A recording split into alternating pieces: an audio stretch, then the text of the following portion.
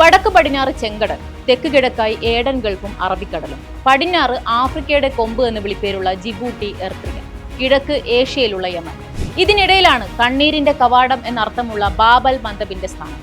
മധ്യഭാഗത്തായി പെരിം ദ്വീപ് ജലപാതയെ 2 ചാനലുകളായി തിരിക്കുന്നു.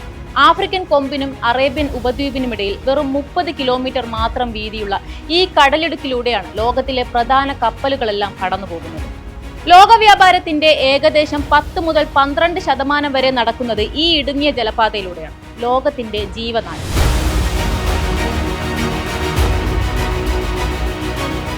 യൂറോപ്പിനും ഏഷ്യയ്ക്കും ഇടയിലുള്ള ഏറ്റവും കുറഞ്ഞ ദൂരത്തിലുള്ള കപ്പൽ പാതയാണിത്. ബാബ് അൽ മന്ദബ് കടക്കാതെ കപ്പലുകൾക്ക് സൂയസ് കനാലിൽ എത്താൻ കഴിയില്ല.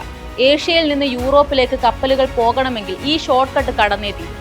പ്രതിദിനം ദശലക്ഷക്കണക്കിന് ബാരൽ എണ്ണ ഈ പാതയിലൂടെ കടന്നു പോകുന്നു. ഇവിടെ ഒരു തടസ്സമുണ്ടായാൽ ലോകം മുഴുവൻ അത് ബാധിക്കും. സാധനങ്ങൾക്ക് വില കൂടും. ഇറാൻ യുദ്ധത്തിൽ ഹോർമുസ് കടലിടുക്ക് നിർണായകമാകുന്നത് പോലെ ഇപ്പോൾ ലോകം ആശങ്കയോടെ ബാബ് അൽ മന്ദബിലേക്ക് നോക്കാൻ കാരണവും ഇത് തന്നെയാണ്. എവിടെയോ കിടക്കുന്ന ഹോർമുസിലെ പ്രതിസന്ധി നമ്മുടെ അടുക്കള വരെ എത്തിയെങ്കിൽ ബാബ് അൽ മന്ദബ് കൂടി അടഞ്ഞാൽ ലോക ചലനം വരെ നിലയ്ക്കാം.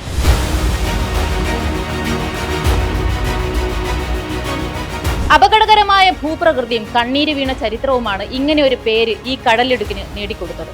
പണ്ടുകാലത്ത് കപ്പലുകൾ തകർന്ന് നിരവധി പേർക്ക് ഇവിടെ ജീവൻ നഷ്ടമായിട്ടുണ്ട്. തങ്ങളുടെ പ്രിയപ്പെട്ടവർ ഈ കടലിടുക്കിൽ മരിച്ചു പോയതറിഞ്ഞ് ബന്ധുക്കൾ ഒഴുക്കിയ കണ്ണുനീരിൽ നിന്ന് ഈ പേര് ലഭിച്ചുവെന്ന് പറയപ്പെടുന്നു. ആഫ്രിക്കൻ രാജ്യങ്ങളിൽ നിന്ന് തടവിലാക്കി അടിമകളാക്കുന്നവരെ അറേബ്യൻ രാജ്യങ്ങളിലേക്കും മറ്റും കൊണ്ടുപോയിരുന്നത് ഈ കടലിടുക്ക് വഴിയായിരുന്നു. സ്വന്തം നാടും വീടും പ്രിയപ്പെട്ടവരെയും നഷ്ടപ്പെട്ട, ചങ്ങലയിൽ ബന്ധിക്കപ്പെട്ട ആയിരക്കണക്കിന് മനുഷ്യരുടെ വേദനയും കണ്ണുനീരും ഈ കടലിടുക്കിന് ഇങ്ങനെ ഒരു പേര് വരാൻ കാരണമായി എന്നും കരുതപ്പെടുന്നു. പഴയ ഒരു അറബിക് ഐതിഹ്യമനുസരിച്ച് ഏഷ്യയും ആഫ്രിക്കയും തമ്മിൽ വേർപെടുത്തിയ വലിയൊരു ഭൂകമ്പത്തിൽ ആയിരക്കണക്കിന് ആളുകൾ മരിച്ചുവെന്നും ആ സങ്കടത്തിൽ നിന്നാണ് കണ്ണുനീരിന്റെ കവാടം എന്ന പേര് വന്നതെന്നും പറയുന്നുണ്ട്. 1869 ഈജിപ്തിൽ സൂയസ് കനാൽ തുറന്നതോടെയാണ് ഈ കണ്ണീരിന്റെ കവാടം ആഗോള പ്രാധാന്യം നേടുന്നത്. ചെങ്കടലിന്റെ വടക്കു പടിഞ്ഞാറുള്ള സൂയസ് ഉൾക്കടലിനെ മെഡിറ്ററേനിയൻ കടലുമായി സൂയസ് കനാൽ ബന്ധിപ്പിച്ചു.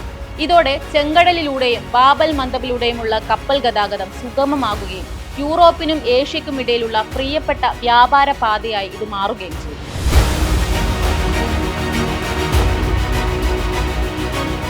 നെപ്പോളിയൻ യുദ്ധകാലത്ത് തന്നെ ബ്രിട്ടീഷ് സാമ്രാജ്യം ബാബ് അൽ മന്ദബിലെ പെരിം ദ്വീപ് കൈവശപ്പെടുത്തുന്നു. പതിറ്റാണ്ടുകൾക്ക് ശേഷം 1856 സൂയസ് കനാലിലൂടെ ഫ്രഞ്ച് സ്വാധീനം വീണ്ടും വർദ്ധിക്കുമെന്ന് ഭയന്ന് ബ്രിട്ടൻ ഈ ദ്വീപ് കൈവശപ്പെടുത്തി. അവിടെ സൈന്യത്തെ വിന്യസിക്കുകയും ലൈറ്റ് ഹൗസ് നിർമ്മിക്കുകയും ചെയ്തു.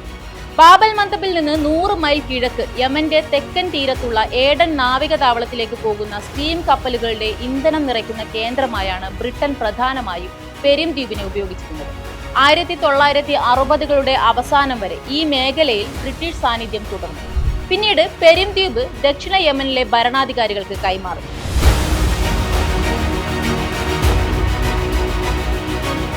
കഴിഞ്ഞ പതിറ്റാണ്ടുകളിൽ വൻതോതിലുള്ള വ്യാപാരവും എണ്ണയും കാരണം ബാബ് അൽ മന്ദബ് ഒരു ആഗോള സംഘർഷ കേന്ദ്രമായി മാറിയിട്ടുണ്ട്.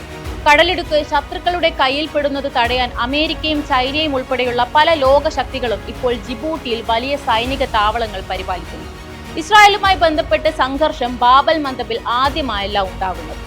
1973 യോം കിപ്പൂർ യുദ്ധത്തിന് ശേഷം അന്ന് പാശ്ചാത്യ അനുകൂലിയായ ഷാ ഭരണാധികാരി ഭരിച്ചിരുന്ന ഇറാനിൽ നിന്ന് ഇസ്രായേലിലേക്ക് പോകുന്ന എണ്ണക്കപ്പലുകൾ ഒപെക് രാജ്യങ്ങൾ ഉപരോധിച്ചു. ഈജിപ്ഷ്യൻ കപ്പലുകൾ ബാബ് അൽ മന്ദബിൽ ഈ ഉപരോധം നടപ്പിലാക്കുകയും നിരവധി എണ്ണക്കപ്പലുകളെ തിരിച്ചയക്കുകയും ചെയ്തു. മാസങ്ങൾക്ക് ശേഷമാണ് ഈ പാത വീണ്ടും തുറന്നത്.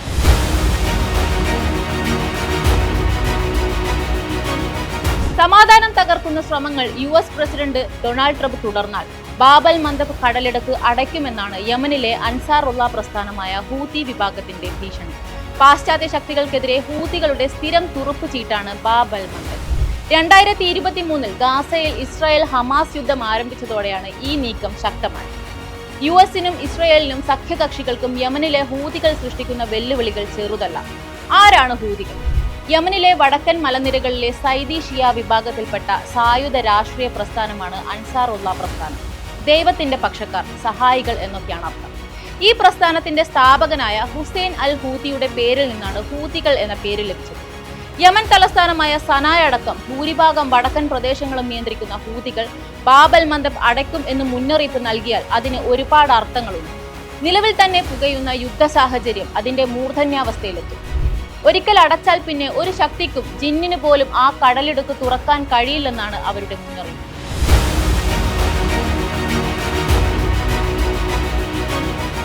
ബാബ് അൽ മന്ദബ് അടച്ചാൽ കപ്പലുകൾക്ക് സൂയസ് കനാലിലേക്ക് എത്താൻ കഴിയില്ല. ഇതോടെ ഏഷ്യയിൽ നിന്നുള്ള ഉൽപ്പന്നങ്ങൾ യൂറോപ്പിലും അമേരിക്കയിലും എത്തുന്നത് നിലയ്ക്കും.